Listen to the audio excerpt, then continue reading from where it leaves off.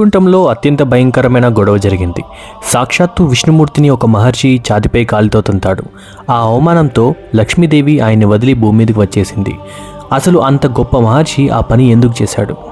భృగు మహర్షి సృష్టిలోని త్రిమూర్తుల్లో ఎవరు శాంతంగా ఎవరు కోపంగా ఉంటారో పరీక్షించడానికి వైకుంఠానికి వెళ్తాడు. అలికిడికి మెలకువరాని విష్ణువుని అహంకారంతో భావించి ఛాతిపై కాలుతో తంతాడు. వెంటనే విష్ణువు కోపగించకుండా, స్వామి, నా ఛాతి మీకు గట్టిగా తగిలిందా, మీ కాలికి నొప్పి అయ్యిందా అని అడుగుతాడు. విష్ణువులో ఉన్న ఆ అసాధారణమైన శాంతిని పరీక్షించడమే భృగువు లక్ష్యం. కానీ ఆ ఛాతిలో నివసించే లక్ష్మీదేవికి ఇది తీవ్రమైన అవమానం. అందుకే ఆయన్ని వదిలి భూమి మీదకి వస్తుంది. అందుకే లక్ష్మీదేవి తిరిగి రావడం కోసం శ్రీనివాసుడు వెంకటేశ్వరుడిగా అప్పు చేసి కఠిన జీవితాన్ని గడపాల్సి వచ్చింది. మీలో ఉన్న అహాన్ని త్యాగం చేస్తేనే లక్ష్మి లభిస్తుంది. ఈ సత్యం నమ్మితే వెంటనే జయలక్ష్మి వెంకటేశాన్ని కామెంట్ చేయండి. మరిన్ని కథల కోసం ఫాలో అవ్వండి.